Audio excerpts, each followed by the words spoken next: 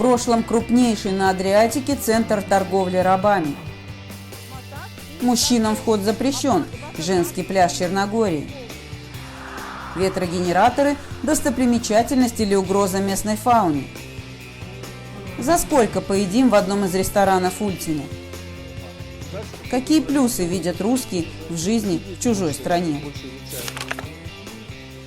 Приветствую, дорогие зрители! Вещаем мы из Подмосковья, а говорить будем о солнечном городе Ульцин. Это в Черногории. Вторая серия в эфире и самое интересное для нас в старом городе. Площадь называется Площадь рабов. Здесь на самом деле торговали рабами пираты, которые по всему Средиземноморью и дальше они грабили различные коммерческие суда, на них рабов, присваивали их себе и торговали вот в этих клетках. Вот этих самых клетках содержались рабы. Ими торговали как раз с 16 века почти по конец 19-го, пока наконец-то все-таки общественность мировая не прикрыла. И вот доказательство вот этого рынка рабов. В Ульцине до сих пор живут чернокожие черногорцы. То есть, да, потомки этих самых рабов, к сожалению, которыми торговали, не уехавшие из Ульцина, живут здесь. То есть, можно смотреть, они разговаривают на черногорском и даже воевали на стороне коммунистов в Вторую мировую. Да? Вот это церковь-мечеть. Церковь классическая. Ну, это настолько классика в Черногории, что говорить нечего. Да, и минарет пристроенный, да? В 1571 году турки пришли в Ульцин. До этого это была частью Венеции. Но дело в том, что это всегда считалось венецианской территорией, и Венеция пыталась отобрать это от османского влияния, но больше от пиратского, то есть просто выгнать пиратов отсюда. Пираты были преимущественно, ходили под османами, преимущество мусульманского вероисповедания, но дело в том, что это были алжирские пираты, выходцы из Северной Африки. После музея приятно погулять внутри старых городских стен. Это действительно примета или для туристов? Да, албанцы, они очень любят вот такие вот обереги. У них это просто везде. Когда бродишь по тесным улочкам, думаешь, как же местные жители мебель в дом заносят, ремонт делают. И вот неожиданность. Улицы, оказывается, не совсем уж и узкие.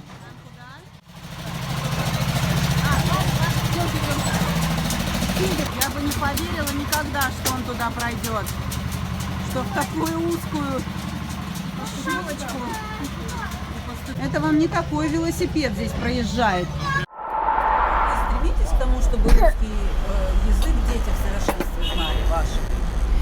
Вы знаете, нет, я думаю, что у нас изменились реалии жизни, и я думаю, что важно, чтобы они овладели той культурой, в которой они сейчас находятся, то есть языком, литературой, какими-то знаниями.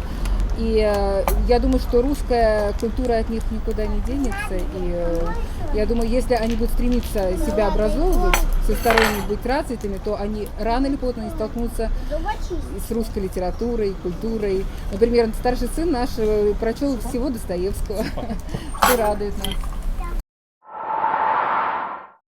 С городских холмов виднеются те самые ветряки. Мы обещали расспросить наших друзей об этом. Мажур называется эта гора. Да, и сейчас эти ветряки, это, конечно, отдельная туристическая достопримечательность. То есть туда можно приезжать. Слышали еще вторую инфу, что убивается популяция комаров. И дело в том, что под ними живут фламинго. Вот как раз это озеро соленое, где живут фламинго. Да. А горы это уже Албания. И мы реально за это переживаем. На полном серьезе. Да, потому что им может не хватить комаров или чего-то там. В итоге популяция насекомых. Они живут или прилетают? Они и прилетают, и живут. Живут у нас постоянно 100 особей и прилетают до 1000 фламинго постоянно. То есть это можно посмотреть. Сейчас это организовано.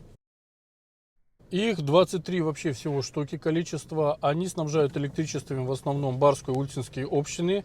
Этой вырабатываемой электроэнергии вполне хватает и даже готовы что-то еще продавать. Инвестиции мальтийские. Строилось это около 2 лет. И только в этом году, вот в ноябре месяце, было торжественное открытие, когда они начали уже непосредственно давать электроэнергию на город. Сейчас они принадлежат мальтийцам. Мальтийской компании на 23 года подписан договор. 23 года будет использовать эта мальтийская компания. Потом передадут правительству Черногории уже в долговременное использование. Лена, вы как преподаватель русского языка здесь по профессии не скучаете? Вы знаете, здесь другие условия совершенно. И условия иммиграции, они жестче гораздо. И здесь приходится мириться с тем, что есть. То есть вы или находите официальную работу на тех условиях, которые вот, вам диктуют, или вы придумываете что-нибудь свое. Конечно, какая-нибудь мечта о школе у меня есть. Да, вот мне бы хотелось, например, чтобы школа была здесь, в Ульцине, и я была бы к ней как-то причастна. Но не вариант ездить в другие города. То есть мы думаем, Черногория такая маленькая, небольшая страна, но на самом деле, когда вы каждый день ездите, а я имею такой опыт, я работала в русской школе, в русском садике, и ездить каждый день это очень сложно. Мы спонсировали топливную компанию целый год. То есть пол зарплаты уходит у вас на бензин. Карбонара. За мене. А еще беда. Бытует легенда, что этот пляж исцеляет женщин от бесплодия. И многие женщины по рекомендации своих врачей посещают это место с разных уголков нашей земли. Тут бывают женщины из разных стран. Из Германии я часто встречаю. Россия, Украина, Белоруссия – это, конечно, Франция, Голландия, Швейцария. Немцы очень любят это место. В этом году я даже видела американцев. И когда вы отдохнули, поджарились на солнышке, очень приятно облиться вот этой лечебной водой. Располагаются здесь на камнях. Вот на этих камнях, как правило, делают массаж. Вы можете заказать массаж, и также вас обмажут глиной полностью. 20 минут вы просыхаете на солнце и потом бросаетесь в эту серную, обогащенную серой воду. Серная вода помогает желудочно-кишечному тракту. Серные источники помогают для восстановления вашей кожи, ногтей, волос. То есть женщины сюда приходят отчасти за красотой. И вот это место нельзя выбирать, потому что на этих деревьях птицы, они делают помет. Да. И люди думают, что это глина.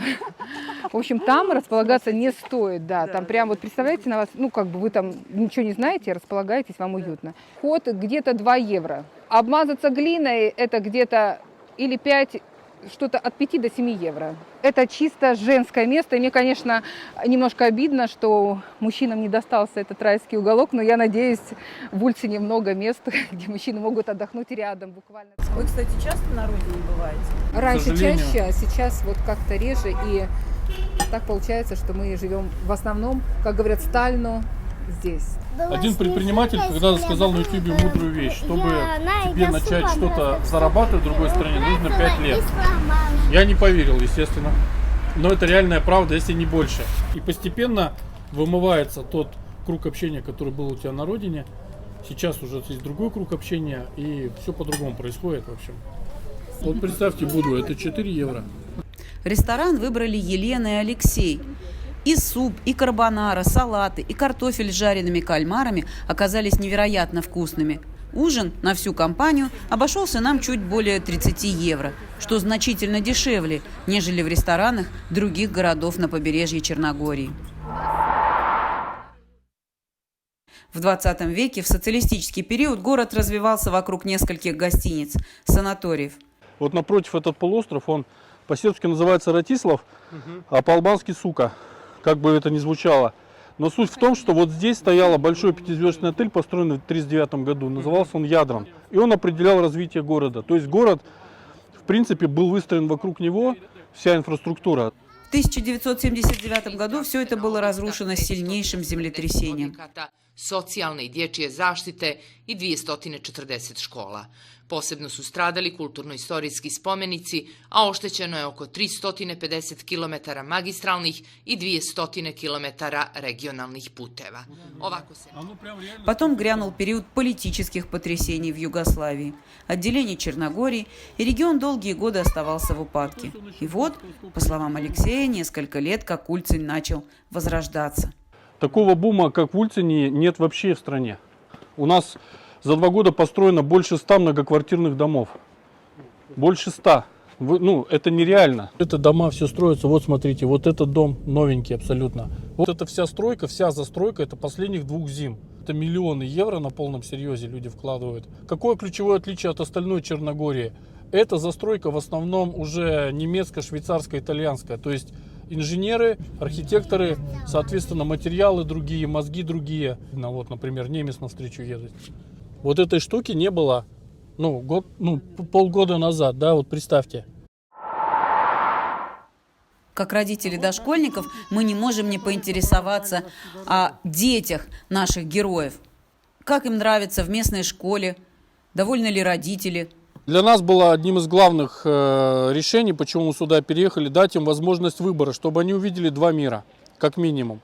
Сейчас они смотрят еще и третий мир, это Западная Европа. И дальше какой выбор они сделают, это зависит уже от них. Языки преподают на очень хорошем уровне, очень. Она в гимназии, она изучает 3, соответственно, то есть она идеально знает черногорский язык, то есть она владеет 5 языками, просто учась в школе. То есть я сравниваю нашу, там, допустим, советскую школу, обычную, да, без углубленного изучения, конечно, не так все радужно выглядит. Конечно, если бы это были дети, изучали точные науки, было бы, наверное, тяжко. Но мы рады тому, что они могут выбирать, могут сравнивать, могут испытывать тот или иной мир, уклад и так далее. Вот это для нас главное. На этом на сегодня все. Спасибо, что были с нами. Честно говоря, нам в Ульце не очень понравилось. Наверное, во многом это связано еще и с тем, какие у нас были спутники. Всегда приятно с умными, интеллигентными людьми в дружественной атмосфере находиться. И это, наверное, влияет на наше отношение к самому месту. Желаю и вам таких. Всего вам доброго.